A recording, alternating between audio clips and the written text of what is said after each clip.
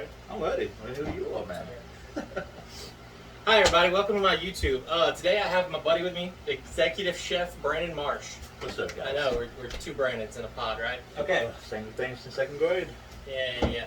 So, Brandon has some questions for me as a chef looking into getting custom knives, I guess. And then I have more going into what a chef would be looking for in a custom knife.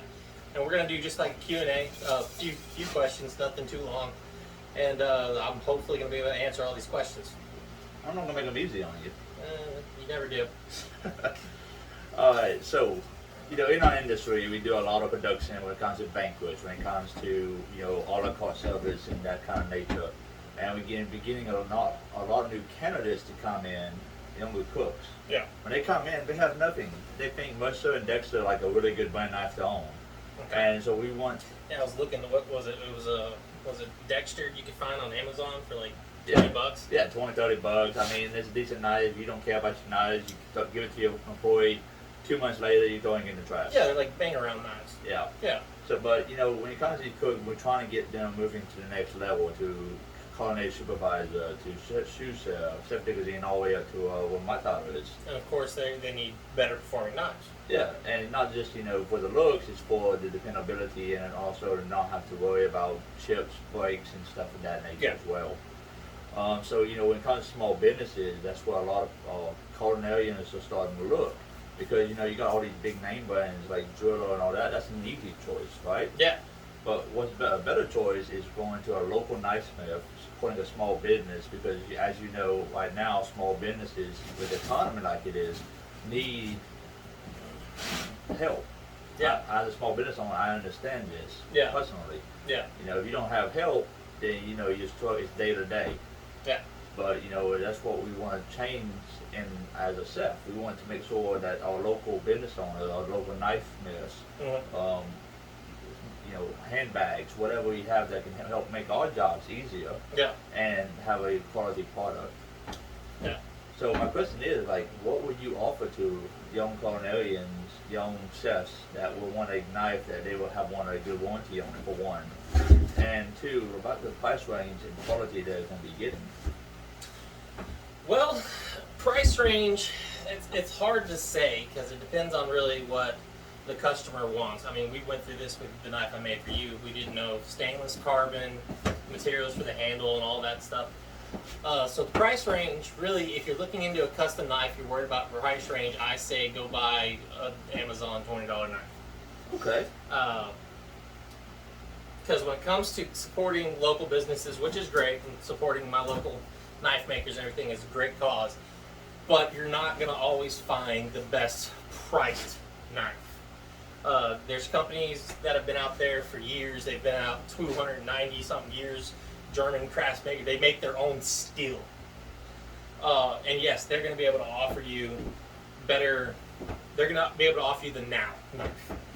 You're going to order this knife, a few weeks, it'll be here now.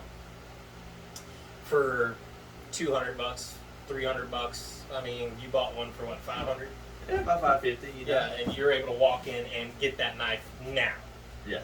Whereas custom knife makers, especially if you want a custom piece, you're going to have to wait however long their books are. That could be 3 weeks, that could be 3 months, that could be up to 5 to 10 years. I've heard some people have a waiting list. Now, most custom knife makers, as long as you're not out there trying to freaking chop a tree down with a paring knife, like an axe, they do warranty their knives very well. I personally, as long as I see where you didn't try to cut, something like a brick with my knives, I will fix the edge. I will replace the knife if need be. Okay. That is how it is. I'm pretty sure that gives a lot of people peace of mind when it comes to stuff like that, because you can't really abuse your knives, just like you're saying, cutting down a tree, cutting down a block of wood. And most professional chefs aren't going to do that. They're not going to try to hack a freaking wildebeest corpse down with You need a cleaver. You need a cleaver their for filet that. knife. Yeah, exactly. Yeah, exactly. So, and another thing we can offer that like the big companies that can't is it's more personal. I worked with you for weeks on what exactly you wanted. I checked with you every step of the way. We sat down, we talked. I wanted to get measurements out and everything for what you wanted, and I laid that knife out completely. Did the execution start off? No, but I warned you about that. That was my first knife. Of course, and that's what had more memorabilia to me. Is why I love the knife. But I've since been perfected that, and I can turn out some really cool knives, and you can see the videos if you look back. But yes, and I do have that in the hands of somebody who trained as a full-on chef, and even though he doesn't do it now, he says the knife performs flawlessly. Yeah, and like I say, I've seen the quality of your work. I've seen some cooking knives that you produce, and yeah, they're really, really wonderful, which I'm going to be getting another one from you very soon. Yep. I got one hanging up there. Yeah, the one that you did cut for me, I will say this, as for the time of handling and sharpness, I mean, it cuts tuna like no other, it's what I use for my poke tuna dishes and stuff of that nature. Oh yeah, I actually brought that to work with me at one of our cookings, I think it was like New Year's or Thanksgiving or something like that, and I got a name for myself for having sharp knives, because one of the guys was just sitting there fiddling with it and then cut himself, and before it started to bleed, he realized, I cut myself, and looked down and he saw the red line. Then they cut him that sharp. He's like, man, you take that out of the sheath and you cut 3 lampshades before you get it closed. So, I mean, it definitely is what it is. You pay for the quality, you pay for like the customization of it. You are paying for that. If you go to a a freaking dirt dog or something falling on me. If you go to a good knife maker, now you yourself have ran into this to where you paid so much more than you should have for this knife. And I had to be the bearer of bad news, and I hated that. But at the same time, I told you so. Yeah, and and that's another thing about going to support small businesses. It is. The guy, You take that on chance. The page, he reached out. He's a young kid, still in high school, trying to get his start. I kind of understood. I knew it wasn't going to be like the perfect knife, but at the same time, want to give him a chance. But hey, his mistake. I brought it to you. Like, hey, can you help me? And you did, and now it's my beat up knife. I cut. Yeah, well, I don't want to use my good knives for. Let's hope he was trying to get into it a little more than just buying a blank and putting a handle on it, which is still. It goes down to what you consider a handmade knife. I mean, I've heard a story where a guy wanted a handmade muzzle loader, and he's like, "Well, here's the parts." And he's like, "No, I want it handmade. I want further." And he's like, "Okay." And he handed him a walnut and a bag of iron ore. And he said, "There you go." So, I mean, it goes back to how far you want handmade. Can I say that his knife was handmade? Yes. He put 2 pieces together and made a knife with his own hands. Was it done the way that it should have been done? Well, probably not. I mean, it was glued on, it was pinned on, it was right. Was he using the wrong material when he made it? Yes. Did he charge you way too much for what he actually had to do? Yes. Let's hope he since has corrected that and is at least doing more of stock removal or something like I'm doing, or even trying to get into forging, which would be great. Let's hope he's still not out there just buying blanks, throwing handles on them, and selling them for $200. 150, but well, I know. But you would take it. I round up. I work for the state. All right. Yeah, I might want to edit that. I will. Okay. That being said, what are you looking for in a custom knife, Brandon? I mean, I know we've talked over a little bit about it so far, but so for like what I do as a consultant, I come onto a property, I have no idea what's going to be going on. Yeah. I could be cutting 50,000 pounds of brisket, or I could just be launching a restaurant and want to touch my knives. Yeah. Hardly.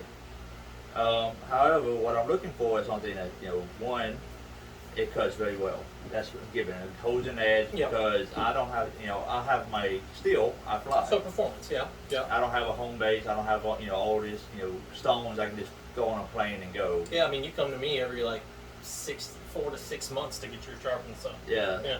So, Honda steel can only go so far. It can. So I need something that can give me the best value for my money, because as we all established, I don't, what kinds of knives, I don't mind paying those ridiculous prices. Yes. So you're looking for longevity and holding an edge. Exactly. And one that I won't have to worry about, or it's just going to hold up, it's just going to break on me. Yeah. And on top of that, let's say I'm cooking in front of some celebrities or VP. I want something that looks really some nice. higher end customers. I want something that looks really nice when I'm like cutting stuff in front of Yeah. them as well. Because So, you need it is a show, so you need to put on a exactly. show. I mean, you can't be out there with a chef's secret knife or something like Can't that. be out there with a nice Texas blend. Yeah. They're gonna sue me. It's a women-owned business. I looked it up.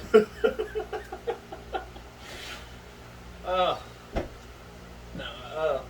For starting chefs, let's be real. It's not that bad. It's not. If you're getting into it. No, I own Dexter knives. Yeah, You know, exactly. I give it to my cooks to destroy, essentially. Yeah. But I say if you want something that kind of brings up the next level, what is the next level? Yeah. And the next level is a custom knife, a well-made knife. Yeah.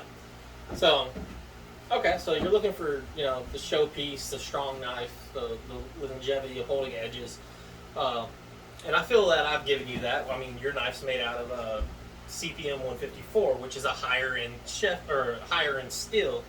For a lot of people, they think it's actually one of the better steels. And I've seen where its performance is, yes, it's almost second to none. It's a stainless. It doesn't really want to rust unless you just keep it in water or around water, keep water on it. I have a couple of knives myself, or one. Yeah, I have one knife that I actually made myself out of CPM 154. And yeah, it just holds an edge. It really does. Yeah, and that's one thing I can really say about it. Like like I said, cutting tuna with it. Yeah. When I do use it, it's like the most practical thing because I don't have to worry about tearing it. I don't have to worry about drying. It's a nice, clean cut. Yeah. Should have pulled it out for this video. I should have. Yeah, we should have. Okay. Oh well, that's already late. We're two questions in. Yeah. Okay, I can see that. Well, and that's another thing with like with custom knives is you can sit down and have these kind of questions answered by your knife maker, your reputable knife makers, and that could be another question. How do you tell between the reputable knife makers and the cheap ones? Yeah, so tell me a little bit, like, for example, like, how do you get into knife making and what kind of sets you yourself off on the phonies, How did I get into knife making? Yeah. Oh, we gotta go way back to 2011, Brandon. Ooh, I don't remember that yet too much. Yeah, I was in high school. How I did it was kind of how I feel that a lot of people start, just my circumstances were a little different. We had to do a project for school, and it was a project showing what you've learned from first grade to 12th grade. It was our senior project. I was too far south to do glass blowing at the time, even though since then I know you can go to Texas now, and there's a guy in Baton Rouge doing classes on it. But I fell in love with knife making when I was really young because my dad made knives, my grandfather made knives, and my dad just made them on oil rigs. He worked on oil rigs. My grandfather made them out of necessity, old timers.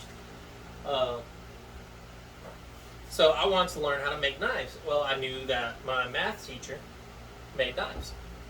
Shout out to Paul Matthew Knives. I knew he made knives. And so I just kind of walked up to him one day after class and I was like, hey, you want to teach me to make knives? And he said yes. I got to his house and started grinding on one knife, and I got a smell of that steel dust that got in my blood, and just ever since then I've been hooked. And I've spent way too much money and time into doing it, but I love it, and really that's what it is. Reputable, how to tell between like the guy who's just trying to sell you a handle and a cheap blank for $150 compared to my knife for $150, and you can get a full-on knife or a made knife started from scratch. Let's see. Well, one, you're gonna talk to them. I mean, you can go ahead and look up little questions. As a chef, you're already gonna have kind of questions of your own. You work with knives, so you know how knives should perform and everything, and kind of just test their knowledge. Ask them questions, talk to them, get a feel on them. If you don't feel right about it, don't go through with it. I mean, it's your money. It's not going to hurt their feelings. It shouldn't hurt their feelings. That's another thing. Like me, it's not going to hurt my feelings if you tell me I don't think we're the right fit. I'm like, okay, cool. I can point you in the direction of other knife makers. I mean, I'm part of a knife making association, so that's also a key factor there. And just, yeah, if you can Google them and pull up some of their knives, like, I don't know if you can Google me yet. I don't know if I'm that big in Google. Do you have an Instagram? I do have an Instagram. I do. It is Guin Designs. I have an Instagram. I have a TikTok. My TikTok's weird. They don't like me, so it's just weird, stupid videos. I have a YouTube, as you know. Guin Designs on YouTube. Check it out. If you're watching this, you probably already know about that. Maybe. I have a Facebook. I have a Guin Designs Facebook page, and I do post pictures of my work. That's another thing. Ask them to show your work. Now, I have known where there's places in like Pakistan, it's getting really bad, where they're stealing people's pictures. That's happened to a buddy of mine actually in Louisiana. He posted a picture of a fighting knife he had, and like 4 days later or whatever, we saw it on this other post of some guy supposedly had made them, and he's like, "Oh, that's a really cool knife," and he started asking questions, and everybody started asking questions, and he tried to answer them best he could, and he couldn't. And he was like, "Yeah, it looks a lot like my knife, maybe because it is my knife." And I mean, there's nothing you can do. There's pirates out there for everything, and if you try to take legal action, I'm sure you'd get met with wall on wall of just stupid stuff that would try to work around it. Of course, like some of the photos I posted of my food I created. Yeah. I seen some posts on like some small restaurants. They kind of copy my design and plating, how I want it done, and it's identical to what I posted like 2 weeks back. I'm like, okay. No. This was legit the same knife. It had his maker mark on it and everything. Oh wow. Yeah. See, there's forging, and then there's forging. You know. No, that happens all the time in the knife community. Sadly, it's hard to copyright. Just like a mill, it's hard to copyright. It is.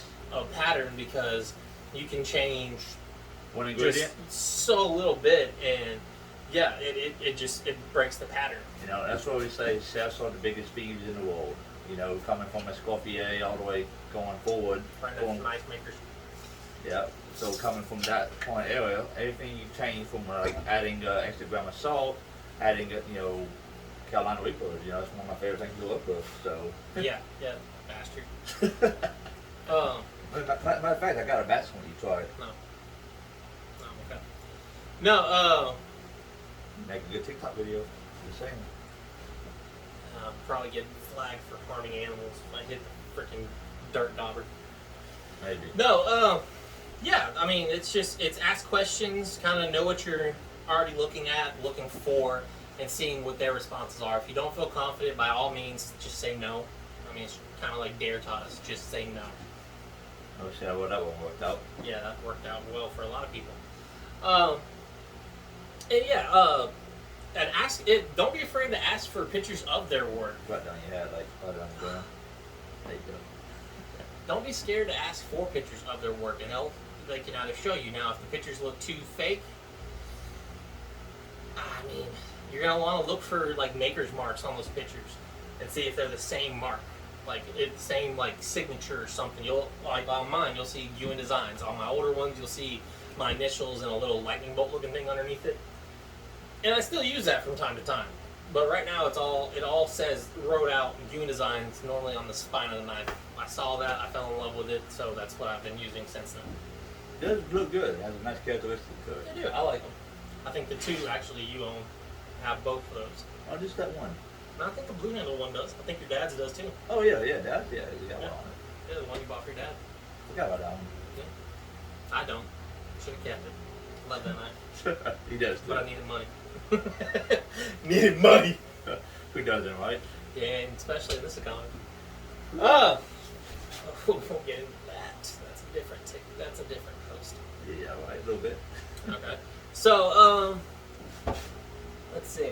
Here's another. As a chef, why would you want to buy a custom knife over? I mean, you've kind of already answered that with like, if you're working in front of like CEOs and stuff, you want kind of that flashy piece and everything. And so I guess that kind of answers itself. But if you have anything to add? You know, like I say, when it comes to, like I said, sewing it off. That's one of the things that we like to do, and it kind of gives it a whole new meaning to, say personality. It builds a relationship with a local business owner. Yeah. And that's the reason why a lot of people are going to small business knife makers. Yeah. Because, you know, like I said, you just, you know, you said it. I can go out now online, order a $400 knife. It'll come in next day delivery. But there's no personality. Yes, it's practical. Yes, it cuts good. Yeah. But you're helping somebody and also building that relationship. Like, you know, we got. You know, I come in, you sharpen my knives, everything looks great. You keep my knives updated. That keeps me working. Yeah. So once you build a relationship with that, knife smith, which I think every chef should have at least one local knife smith in the, you know, as a friend and you know, does business with them. Just for the, you know, It's like a semiotic relationship, a Exactly. symbiotic relationship. you know. Yeah. So that way, when I come in, you know, they can get their knives sharpened, Yeah. and then they can keep doing what they do without having to worry about sharpening their knives on stones every month. Yeah. Well, Which you need to do that, but most actual knife makers do, like, because, you know, this isn't what we all do 100% of the time. Some are fortunate enough, me personally, no, it's still just a hobby. But a lot of them do offer sharpening services. I mean, that's bread and butter. You can go to, like, the shows, like blade shows or gun shows, and if they have a booth, there's more than likely going to be a knife maker out there. And if he's selling his work, he might actually have stuff to sharpen with right then. I mean, I've seen people use all kinds of just outrageous stuff to sharpen a knife just because they can. But, like, when I know, like, I sharpen your knives. I sharpen mostly everybody's. I work, or my uncle's store. They have, you know, some knives for their cook, and I mean, he just chops up stuff. Yeah. Like, he does not prepare food like you do. I keep their knives up to date. I sharpened his personal knives recently. When I go to work, I'll bring my knife sharpener, one of my smaller knife sharpeners, with me to work on days we cook. And what's funny is one of my buddies kind of made a joke about it. I sat down like 10 minutes into the workday. I sat down, pulled out my knife sharpener, and 10 knives just got pushed towards me. So, yeah. yeah, everybody, I tell everybody, if I leave the day and you have a dull knife, that's your own fault. And that's a good thing to have. It is. It's safer to have a sharper knife than a dull knife, even though I know people that do want knives, but yeah, and dull knives for stupid reasons. Yeah, like speaking of that, you know, there's a lot of chefs who prefer a dull knife in their kitchen, and they do that because they feel they're going to cut themselves, or the cook's going to cut themselves. You're working in an industry where you're working on fire, you're working on all this heat, and you're working on sharp objects.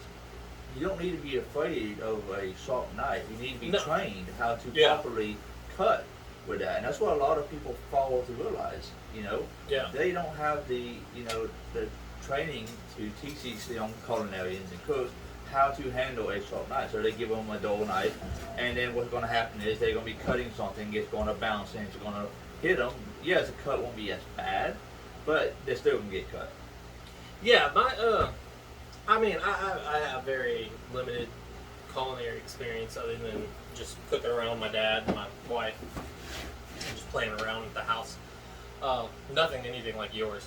But yeah, no, a sharp knife is, I mean, it's just a paperweight. It's an accident waiting to happen. There's no need for it. If you're training somebody, cool, I get that. You can still give them a sharp knife.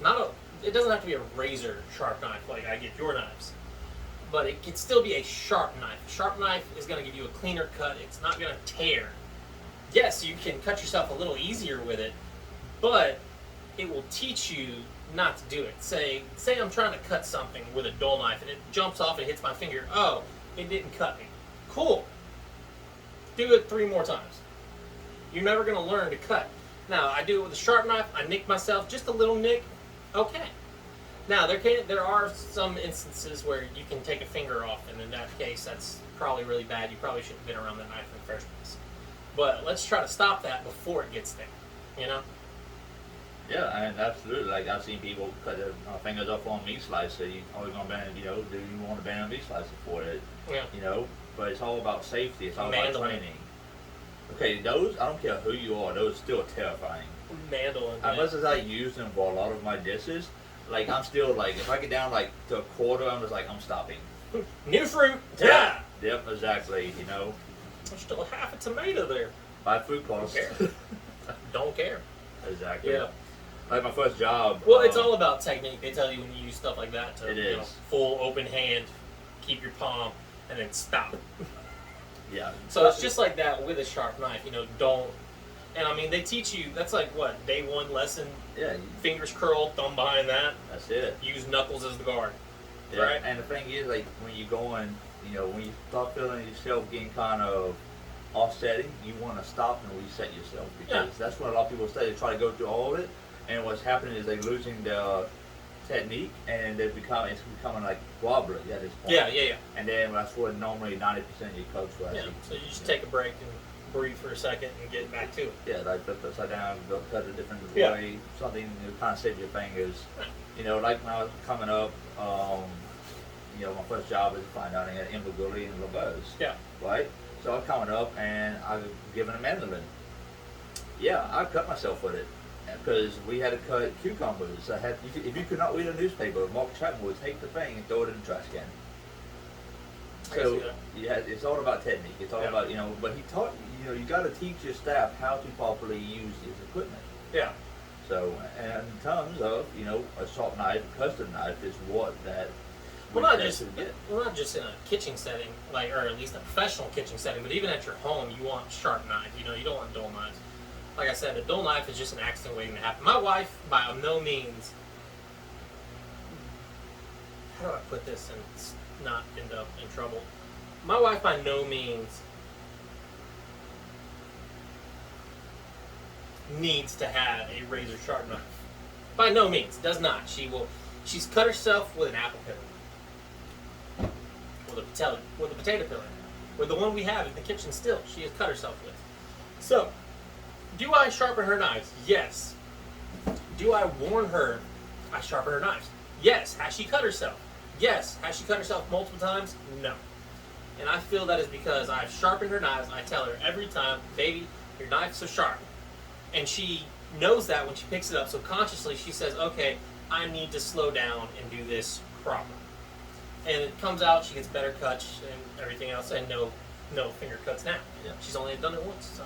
Yeah, that's like when a cook has to use one of my knives, like we're in a hurry, he said, can I use your knife? I said, yes, but it will cut you to the bone and your soul will leave your body, so please be careful with it. And I'll emphasize on the careful part. Like, you cut yourself, it's on you. It's like an edge. I'll give you a Band-Aid and we go to HR for our report and you go home for 3 days. Yeah. And he's like, well, I'm not going to cut myself. I said, okay. And guess what? He don't cut himself. Well, there you go. So. Alright. Yeah, So, I think that's all I got for it. You know? is that it? Yeah. Okay, well, I got one more then, and I'll leave you alone. And this one's kind of an easy one because I kind of already know the answer. Okay. Okay, as a professional executive traveling chef, not as just like the homebody chef or, you know, just starting chef. Yeah. Okay, because those funds are kind of limited. But as a executive traveling chef, what would you spend on a custom knife?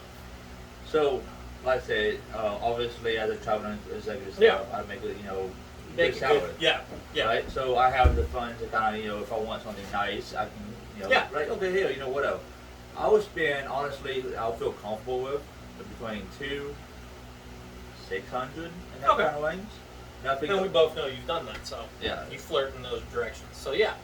Nothing over the range about what I said. I'll look, you know, just about. Yeah, I mean, like if you came across a nice Damascus, you know, knife or something, I haven't yet to buy one yet. Yeah. It's on my bucket list. I just bought me a soon. So yeah. Moving in that direction. But still, like I said, you may be willing to spend a little more for a better made knife. You know, or higher end materials. I would probably spend a one-of-a-kind knife that I would just kind of like have for my own just personal collection would probably be up to about 1,000. Yeah. Would be like my absolute max I would spend for a knife. Okay. So that brings up the question, you know, you brought up a good point. You said for your personal collection you would go a little higher. For a working knife, where do you draw the line?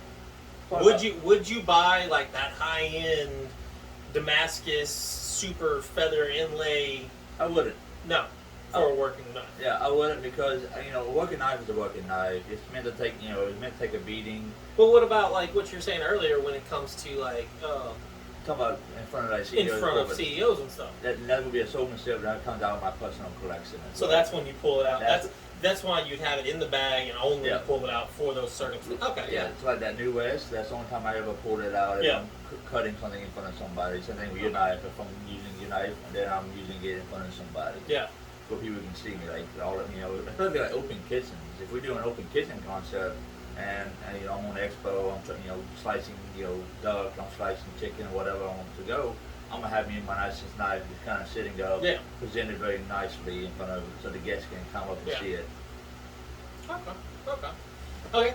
And here's a question: as you know, why would like a starting off chef? Well, I guess that'd be more of a question for me. Why? I mean, we've already hinted at this. Like starting off chefs, why would they want to start? And you said to go to the next level to start buying custom. Another incentive, I guess, would that just build off of that would be, you buy a custom knife, and if it's a good one from a reputable maker and everything, you really don't, unless something just catastrophic happens, you really don't need to buy another knife. You really don't, and let's say Yeah. you can think about it this way: you can spend $30 on one of these cheaper knife brands, but you gotta replace that knife. So by the time you get done replacing it every couple of years, every couple of months, depending on how much you use it, Yeah. then that gets you'll be paying 10 times more than that knife you bought that has basically good for your entire career Yeah. as a chef, as a young culinarian. Yeah. Because you pay for what you get, Yeah. and that's my Yeah. honest belief. Like if I want to go buy a 40, I'm gonna buy a 40, Yeah. but I'm paying for what I get. Yeah. But if I just want to practicality, I'll go buy a Prius. Yeah. Which one? Yeah. So, Yeah. and in that sense, Yeah. So okay. Well, I think that's yeah, I think we covered a lot. I think there's a lot of good yeah. information. We did a lot more than I thought we were gonna do. Tad bit. Yeah. All right, well, guys, I hope y'all enjoyed the content. Again, thank y'all for watching. If you watch this, I think I have just minimum editing, so it'll be up possibly tonight. Thanks again. And also, you can follow my Instagram page at Chef_Brandon_Moss. And follow me for all my content. I travel all the states. You can, want recipes or any kind of tips, just like and follow. Yeah. So if you like the video, like, comment, subscribe. And I'll see y'all later. Later, guys. Thanks. Bye.